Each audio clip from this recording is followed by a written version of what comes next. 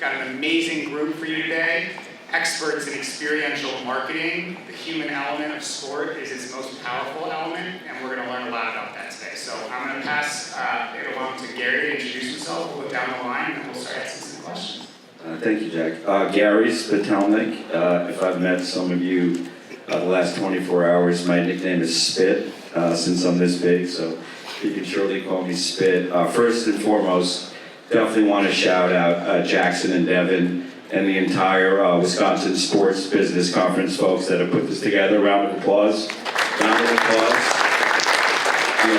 You know how difficult these things are to pull off, and I don't play the prediction markets, but we're just starting to do some work with the Kalshis and the poly markets. I would say there's a 100% prediction that the Wisconsin Sports Business Conference will be around for a long time. So congratulations.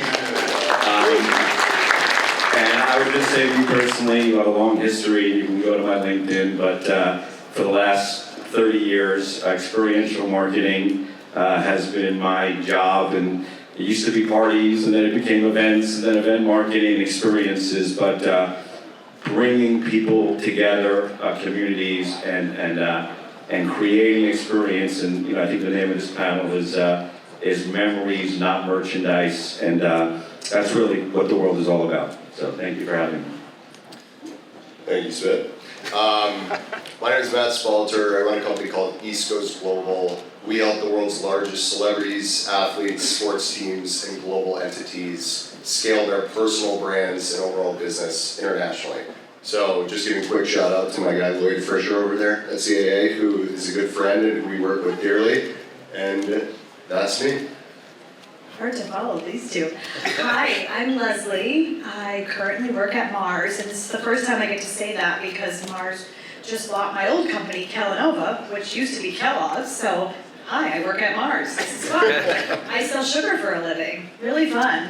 But in all seriousness, I work after the Pop-Tarts brand, and we're going to talk about the Pop-Tart Bowl today. I'm super excited about that. I also look after Rice Krispies Treats, Nutri-Grain bars, RX bars, and I previously worked on brands like Hellman, Dove soap, and the entire ice cream business at Unilever, which is everything from Ben & Jerry's to Breyers to Magnum to Talenti. So I do really like sugar. But again, super excited to be here. I do actually think merch can create memories because I have a Pop-Tarts Bowl watch on and it did create memories. So we're going to talk about all that today. That's a collectible. That's a collectible. Let's distinguish merch from collectible. Well, it's hard to follow you for. Also, I feel a lot of place here. I feel like I'm the one non-Wisconsin grad here. I'm not a Wisconsin I'm grad. not a Wisconsin grad. Well, never mind. See? I went to Penn State, so. You really did your research. You really did your research. Anyways, I work at MLB. I've been there for the past 9 years or so. I work in the globalization of our sport through tourism, along with some other ancillary revenue streams. Focus on maximizing revenue on non-game days at ballparks. How can we get more content at our ballparks, more concerts, non-baseball related events.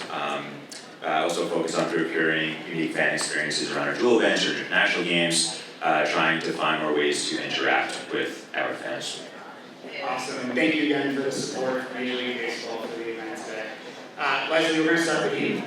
17 years at Unilever, followed by a shorter than expected stint at Kellanova after a $36 billion acquisition by Mars of the sweets category. You oversee a lot of brands, a really healthy portfolio, and you're not supposed to have a favorite. But we're going to pick Pop-Tarts as your favorite today. Yes. Pop-Tarts healthy? You said healthy portfolio. Healthy portfolio. Healthy in memories. We need sugar. We need sugar. Pop-Tarts we're going to talk about today because you have broken through with brands in a really, really competitive marketplace of bowl games. And as you all know, the college bowl game landscape has changed a lot. CFP games have made what we now call kind of the long tail of bowl games less impactful, less relevant. Enter Pop-Tarts. They're breaking through. The people's game is here. Leslie, tell us the origin story of that deal and how has it become this incredible cultural wave? I first have to poll the audience. Who watched the Pop-Tarts Bowl or heard about it? Okay, excellent. I'm dealing with people that know what we did. So the Pop-Tart Bowl is really something that starts with the origin of the brand. And yes, I can joke about sugar all day long, but Pop-Tarts is a brand that stands for fun. Our whole brand persona is dial it up to crazy good. And when you think of the concept of fun and energy, one of the best ways to do that is experiences and sports. And when the Pop-Tart Bowl came to be a couple years ago, it started because Kellogg's had a ton of bowl games in their wheelhouse, and they were really looking for a home for a game with a brand that made sense. And one of my biggest lessons in life doing marketing for the last 20 years is it's gotta make sense. Don't force fit stuff for brands. And sports and college football made a ton of sense for Pop-Tarts. Pop-Tarts is a brand about rituals. Do you eat it frozen? Do you eat it actually toasted? Do you like it raw? Do you eat the edges first? What's your favorite flavor? Very similar to sports, which is all about rituals. Who's your fan? Who's your team? Who's your flavor? You know, we're betting on the marching band, color of the trombone, all the things that come into sports is why we felt Pop-Tarts being crazy good was an amazing place to take experiences. And so the Pop-Tart Bowl came to be because we said, we'll take that game and we will make it our own. And then came the work on Pop-Tart Bowl could do a bowl differently because bowls kind of get boring. Unless it's your team, are you really watching? And so we said, let's take our DNA, and one of the pieces of that is mascots. So in the 1990s, Pop-Tarts ran a lot of campaigns, and the mascot was afraid to be eaten. And we said, well, let's take it back to the 90s and have this concept of mascots that don't want to be eaten. Completely and utterly ridiculous. And we were talking backstage about, these are real conversations we're having. Do we toast a human in a costume? Like, real conversations about what it means to take mascots to the next level. But all of that leads to what has been the last 3 years of fan engagement. And the other exciting part of the Pop-Tart Bowl is you get a lot of people talking when it's real and it's funny. And we are right after the holidays, and I think you get a lot of people home from break, home from school, home from work.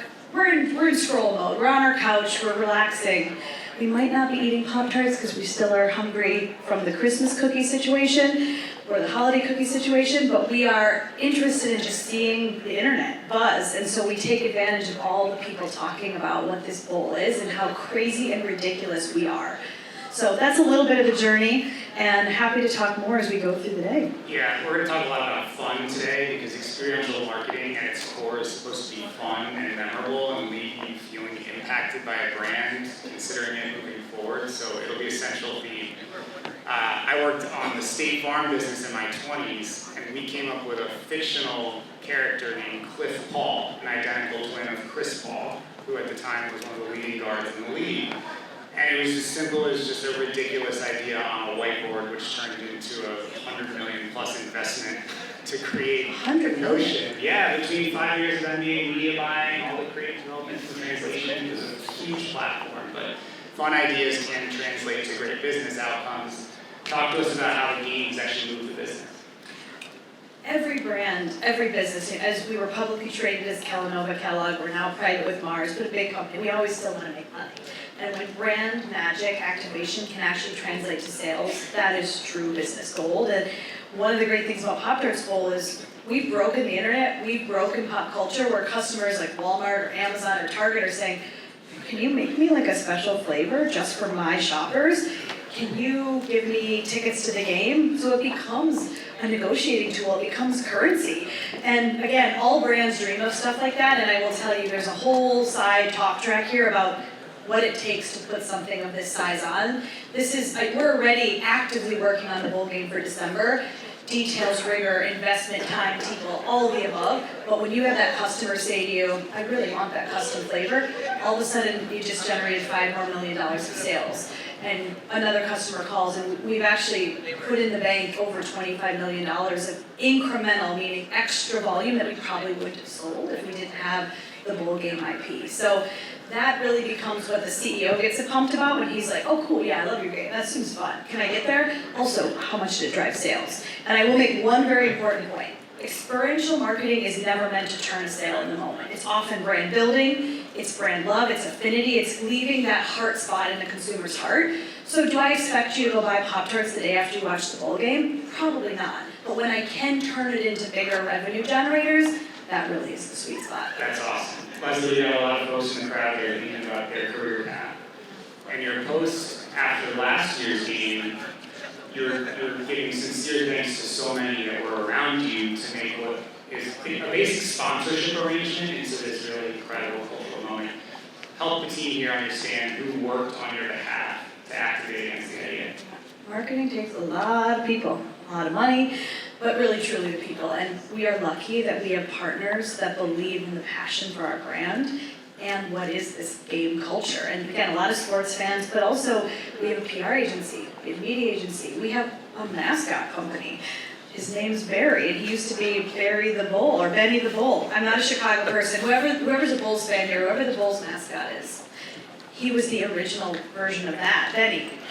He takes the mascot ship so serious because he believes in the craft, and that is a huge part of why Pop-Tart succeeds, is because the integrity of those mascots is legit. So everything from the mascot handler, which I did get to be a handler at the Super Bowl for the mascot. I will be adding that to my LinkedIn. You heard it here first, mascot handler. It's actually pretty freaking hard. And I went to Radio Row at Super Bowl, which is where all the media come and talk to you, and there are people chasing this mascot down, and I'm like, well, I don't even know what to do right now. Like, am I here to protect him? Am I here to answer questions? Because the mascots also don't talk. So again, I could do a whole side TED talk on mascot handlery, but in the end, it always takes a village, and we are so grateful to have partners from Florida Citrus Sports, who puts on the game, to ESPN, ABC, Disney, who puts the game on TV, all the way down to the mascot teams. Amazing. Thank you, Liz, and congrats on the success of that platform. Gary, you're a fun guy, that's clear. Fun is also a part of how you create experiences. You also have mastered probably the most elevated, hard to get into experiences that surround sports. Tell us how you took Rayo's, which was an iconic restaurant and is now a major retail brand, into an experiential brand with an insane amount of fun. Yeah, well, first I'll just say, you mentioned fun. We firmly believe that there's actually a fun, F-U-N, deficit in the world today.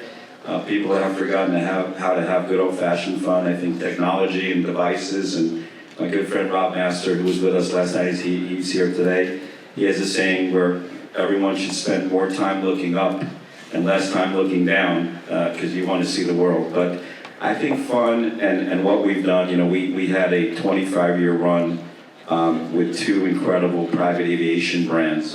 First one was Marquis Jet, where we partnered with NetJets, and then Wheels Up, where our partner was Delta Airlines. And we really just figured out very quickly that if our average customer in those platforms was only flying with us 30 hours a year, doesn't sound like a lot, but 30 hours times $8,000 an hour is still $250,000 a year. But they were also on the ground for 8,730 hours, just so you know, 24 times 365 is 8,760, is 8,760 hours in a year.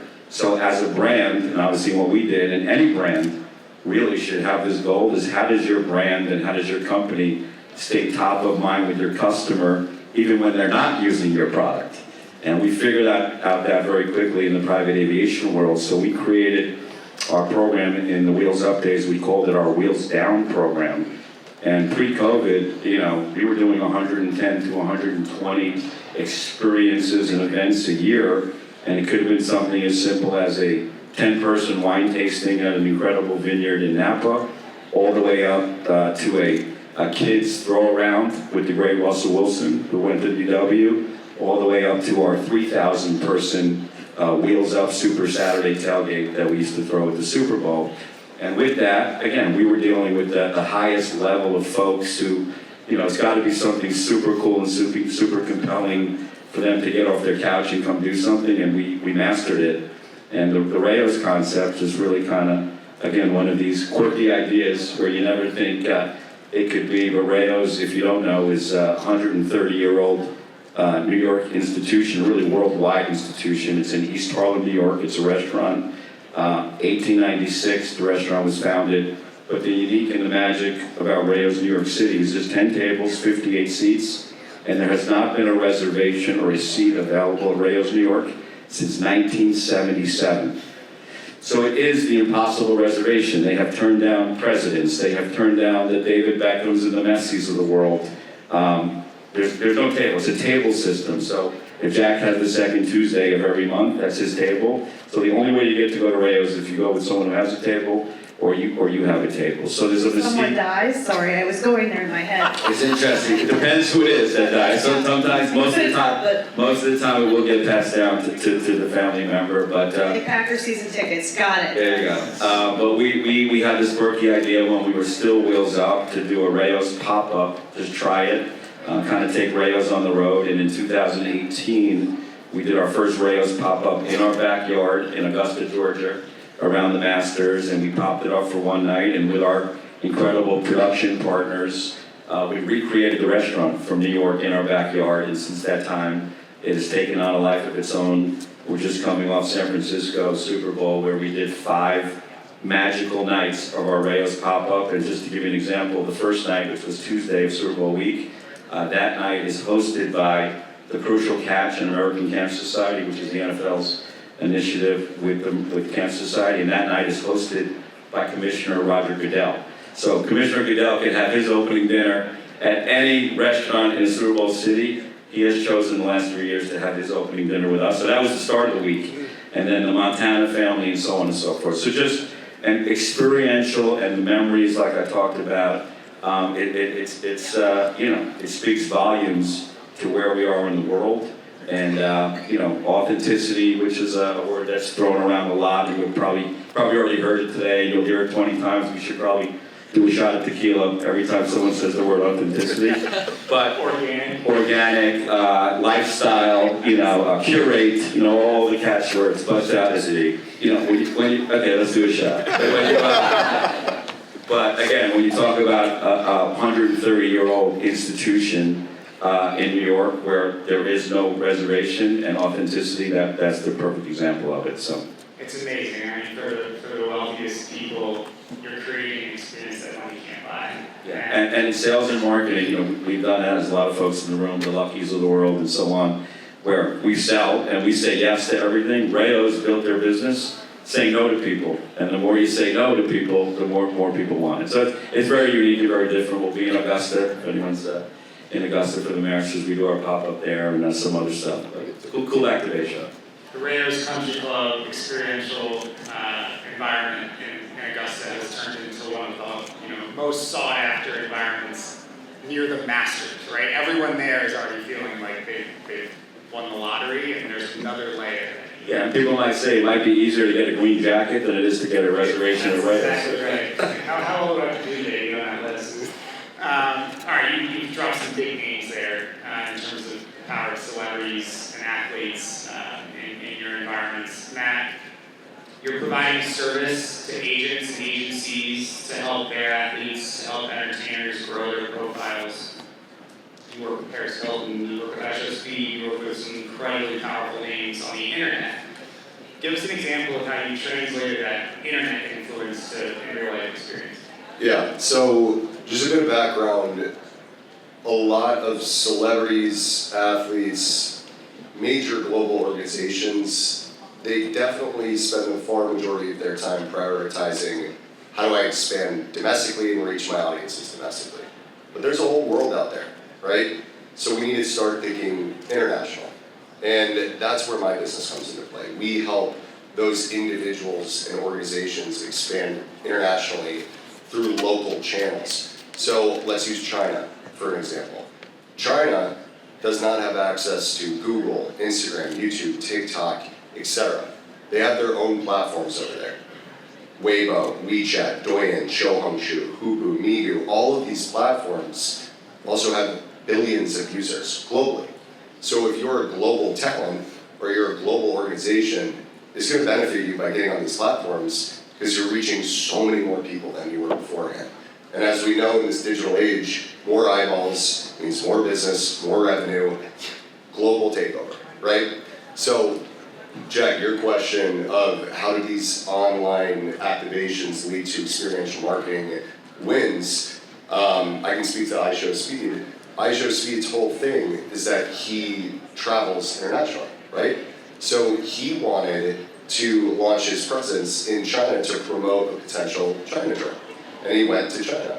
So we helped organize the itinerary for iShow Speed's China trip while also launching his Douyin account, which is the TikTok of China with 750 million users.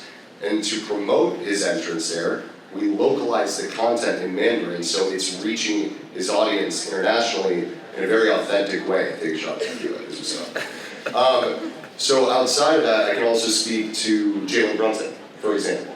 So Jalen Brunson, if you're a Knicks fan, he's the god of New York, right? He has a massive audience in China, and 40 to 60% of all All-Star voting comes from China. So for NBA athletes, it benefits them wildly by prioritizing their Chinese audience. And also, just a crazy fun fact for you, 300 million people in China play basketball. Leisurely, they just play. 300 million people.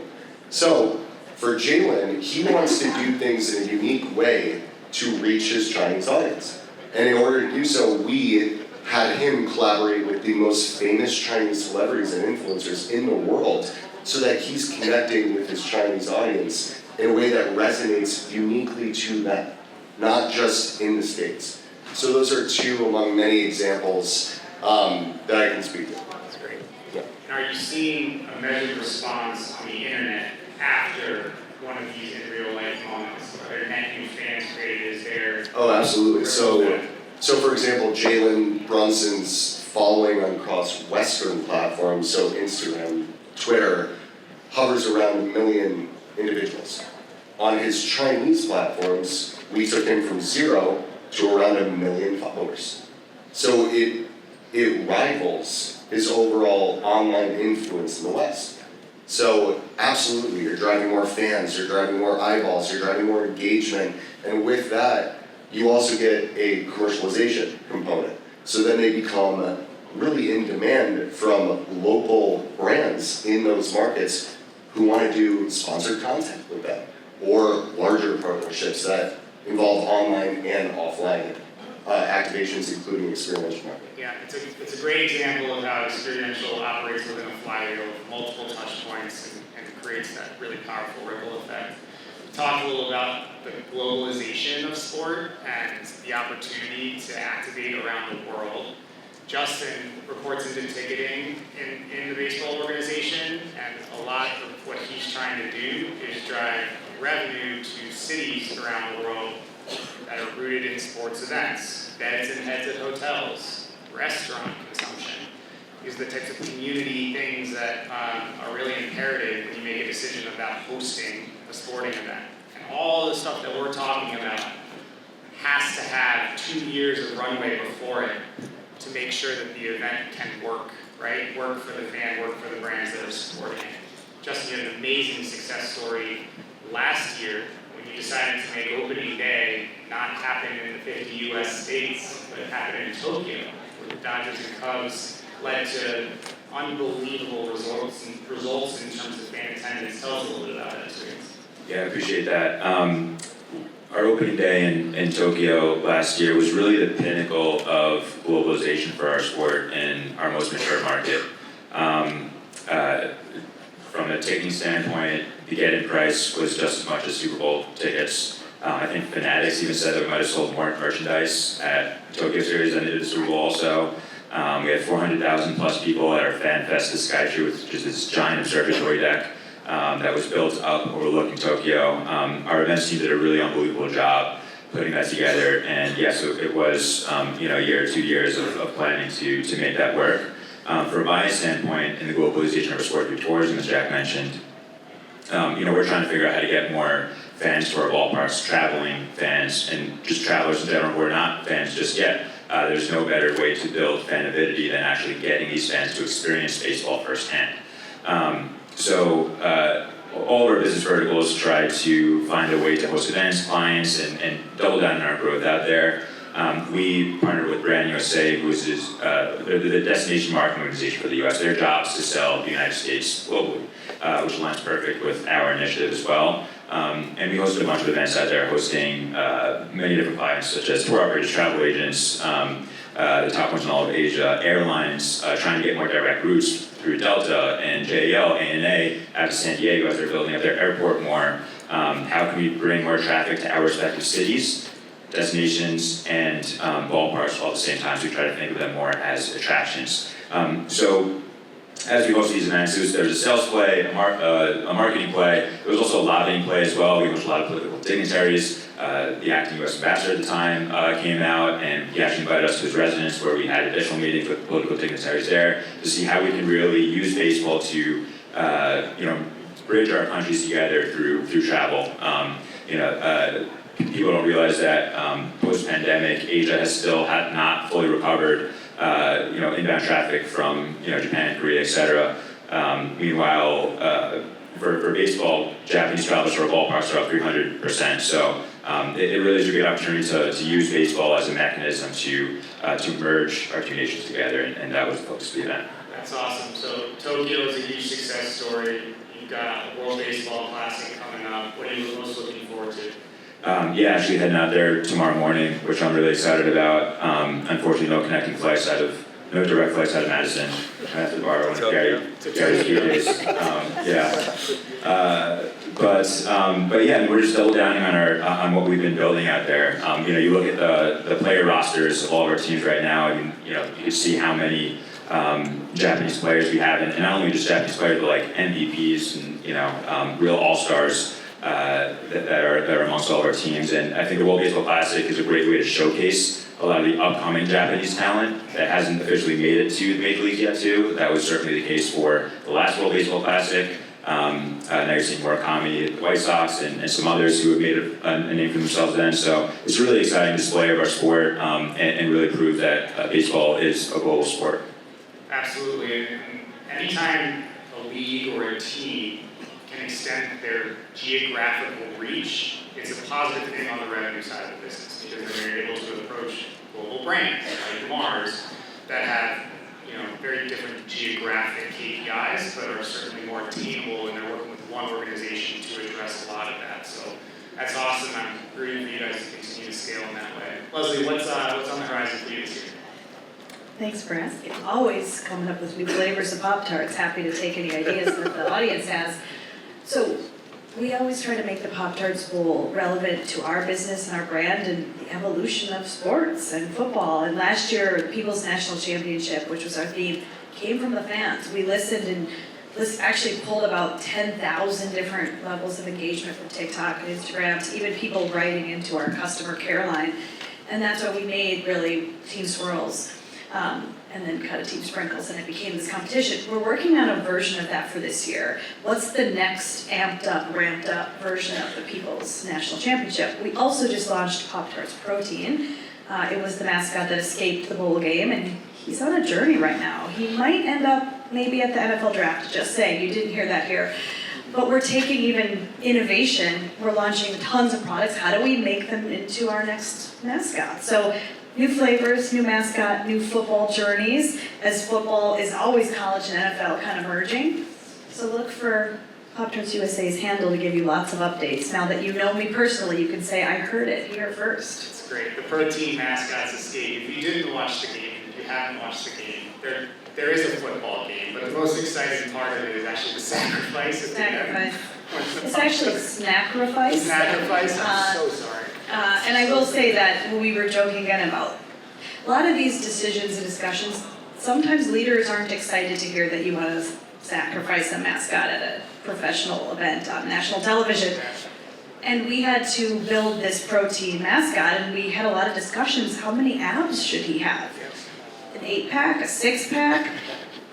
Those are real discussions, and I will tell you, we filmed a commercial with him in December, and we also had a bodybuilder in this ad, and his tan wore off on the mascot. And I'm like, again, things I never thought I'd be talking about at work.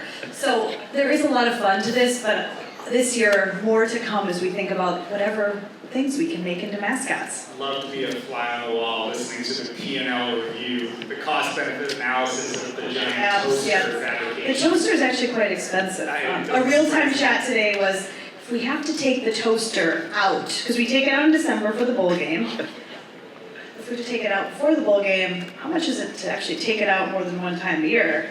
It actually is stored in Indiana. Well, you gotta be careful, you might get burned also, that kind of deal. Absolutely, lots of burns. Toaster storage, it's an input into the P&L, but I'm sure you got it now. We should have had a bingo card for things we're talking about. When you create $25 million of measured incremental value, you can get away with toasters. I learned about the Chinese social media platforms, so that was a fun fact. Yeah. Matt, what's on your radar? What's going to be hot for you in 2026? So, the NBA China games are back for the first time since 2019 as of last year. Phoenix Suns have been a client of ours for 4 years. They've been investing heavily in the market, which is what led them, or was a main reason as to why they were able to bring it back with Brooklyn Nets. And this year we're going to go back with the Dallas Mavericks, who's playing against the Rockets. So that's going to be really fun. I met Spit on this trip, so just to give you an example of why the Sports Business Conference can be valuable, maybe we bring Reyes to the NBA China games. Let's do it. Right. A lot of fun things around actors, releasing movies on the global scale. Boston Celtics are prioritizing more international markets, so might be doing something cool in Brazil soon. So we'll see. But NBA China Games, again, is where we're going to be doing a major activation around the Mavs. That's great. Yeah. Gary, anything you can tease this year? Again, we're going to continue to do a lot of the stuff we're doing. I think the world, as we all know, is changing every minute, every day. I mean, if everyone saw the announcement this morning with OpenAI, the $10 billion investment that they got is valuing the company at almost $1 trillion. We know what AI is doing, but we believe that the more there is of AI, the more there is of a need of HI. Shaken, you know what HI is? Human intelligence. So the more there is of AI, the more HI is going to be needed in this world. And again, it's moving and grooving. I would say that, again, met some incredible people. Listen, we haven't even been here 24 hours. A lot of people we knew, some new people. Tremendous opportunity. I would say technology is a tool. It will never replace, the human brain and people humans wanting to gather and be together and communities. Again, everyone knows about the incredible music festivals that happen during the year, the Coachellas. And so, they've never been bigger because people and humans do want to gather and be together and share experiences together. We always say, your network is your net worth. Relationships is everything. I have 2 daughters, 23 and 20. My oldest, they graduate from here in 2024. And from a little age, I taught about relationships. And to this day, if I say to my girls, what's the most important thing in life? Immediately, they'll say relationships. So, super important. Again, I would say, we're all sales and marketing and everything. Nothing happens unless something is sold. I was just telling someone a story outside during lunch that some of our young people will go to a meeting and I'll say, how was the meeting? They'll say, it was a good meeting. I said, great, what does that mean? Like, are you good meeting? Did we sell anything? Because nothing happens in this world, as we all know, if something is not sold. But I think the future is bright. Again, I think specifically as it relates to experiential marketing and hospitality and experience at a high level, at any level, is just going to be more important than ever as the world moves on. I really enjoyed this. Thank you all so much. I think we want to leave some time for questions. Good. So I thought it was really cool how you talked about how nothing happens unless you sell something. That's something that resonates with me. But for all of you guys, what would you say is like the number one way you guys sell yourselves? And when you're like in a meeting, like how do you prove to others that you belong there and that you are the most valuable asset rather than what it is that you're selling? First thing I'll say is, and I'll be total transparency, I'm low GPA, low SAT. I went to school at American University, and just our group, we've always just outworked, and I don't want to say outsmart, but just kept working. I would say, selling is an art, and selling is almost like you're not selling. You're just, I'm going to ask Mimi a question. She's been around. Mimi, if I said to you, what is the definition of charm? If someone says he's very charming, she's very charming, well, what does that mean to you? The word charm. Okay. It's okay. Okay, could work either way, but we always say the definition of charm is getting the answer that you want without having to ask the question. So when you're selling, yes, okay, obviously, but it's getting to know the person on the other side of the table. It's really caring. It's not calling that person just when you need something. It's calling that person to see how they're doing and what's going on in their world. And then when you need to ask for the order, you do it in the right way. And that's the way we've always approached everything. I would say a little nuance to the question. I always like to bring myself and what I love to the story to be memorable. I know I'm good, I know I'm gonna show up and have done my homework to prepare for whatever the meeting may be, whether I'm the leader, whether I'm the follower. But I am from Wisconsin, I love the Packers, I love Disney, I love Nashville, I have a 5-year-old. I can talk about sports all day long. I always try to lead with things that I'm passionate about because people remember passion. And if it connects to either, again, a Bears fan that's like, I hate you, or another Packer fan, or again, it's even the negative of some of the things you say creates a relationship, back to what Gary said. So I always like to show up with something that's back to authentic. Everyone do that shot. Anytime. But you're the only person that defines what is authentic to you. And I encourage all of you, if you haven't done that as you go into business, find what that means for you and don't try to be somebody else. And I think when I was more junior in my career, it was easy to be like, oh, I like what that person's doing, I'm gonna steal it. But if it doesn't work for you, your personality, your tone, how you show up, then it's actually the opposite of authentic. So be memorable with what you love because people will remember that. And we also, of course, also have all these platforms now to help you build your personal brands. Not only build your own personal brand, of course, leveraging LinkedIn and continuing to stay genuine through that, but also through social media, as Gary mentioned, like maintaining those relationships and checking in not only when you need something, but social media makes that so much easier now. If you're following somebody on Instagram, just they're traveling somewhere or whatever, just easy touch points to check in. And all these platforms have made it a lot easier, I think, and I think it's important to take advantage of that. Yeah, I also think it's important if you're gonna sell something, it has to make sense for both parties. Because if not, then you're just coming off as transactional and nobody likes that at all. So if you do your homework, you know that both parties are gonna find a ton of value in what you're selling, and you're personable and not transactional, usually you're able to foster a meaningful relationship, which leads to business. I would say invest in people, because the person you do a deal with 1 year is likely to work at a different company 3 years from that. It's a small world. It's a very small world. Gary's story is a good one. I mean, he took a private aviation career into an experiential marketing position because he knew what motivated that group of people, and designed an entire new journey around their appetites. And knowing that is what led to that. So there will always be a deal that's right in front of you that you want to go and get done. But ask yourself the whole time if the person on the other side is becoming a friend in the industry, and it'll all go. Other question?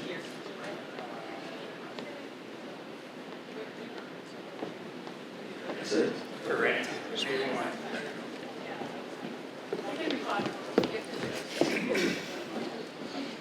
Thank you. Hi, I'm Peyton. Thank you guys for being here.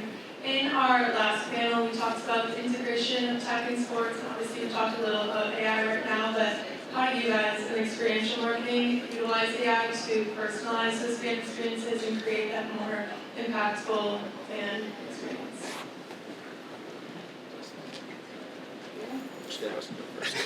Anybody. I can go.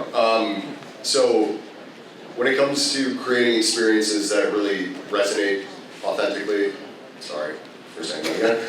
We're pretty much drunk up here. Yeah. It's like shot in the nine. We've been using AI to really speed up the process in which we find what resonates well with our international audiences and fan bases that are following our clients. So if we're able to mass aggregate using Claude or ChatGPT, ongoing trends that are happening within the markets that our clients are trying to service, we're able to put together experiential marketing campaigns that are always going to perform better than before because we have real-time information at scale being aggregated with real-time trends. So that's really how we're using it today. I would second that. Just back to Pop-Tarts Bowl, we can spend a lot more money on stuff that matters when we use OpenAI to do all the scraping on all the community management. And those are, again, instead of hiring someone, spending $50,000-$100,000, I can put that into putting sprinkles on the side of the fields. Which goes back to, that's authentic to Pop-Tarts, sorry, I did it again. That's Pop-Tarts, that's what someone notices, that's like, wow, how did they do that? So it's really about using tools that save you money where the money can go somewhere else, in my opinion, for my world. For me, it's really just a thought partner. I think I have also a lot to learn on how to leverage AI to the best I possibly can. I think that's something our whole department and company are learning. We just have this new corporate partnership with Gemini, and so we all use that. But anytime I have a new idea, right, I type it in there, and it's a great initial first step on building a deck and seeing it through and having that initial thought partner to see it out. We're owned by a company called TWG, and we've started a joint venture with Palantir. Rodeo is a 90-year-old sport. Scoring and storytelling around rodeo is still pretty much driven by pencils on paper, which change hands and then eventually end up on a website about a week later.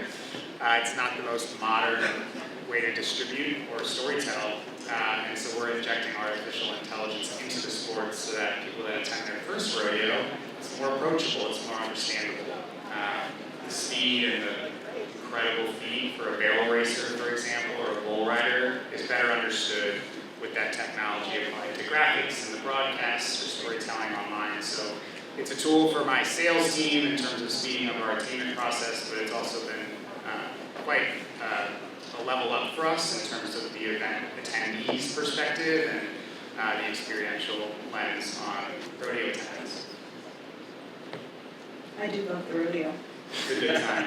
Be a Pop-Tart mascot. We do a Pop-Tart mascot. Yeah. I like that. Yeah, so that's a real legal escalation. Last time I took rodeo, it was a little dangerous, but so is mascot toasting, I guess. It's not for all. Are we good? Thank you all so much. Thanks, everyone.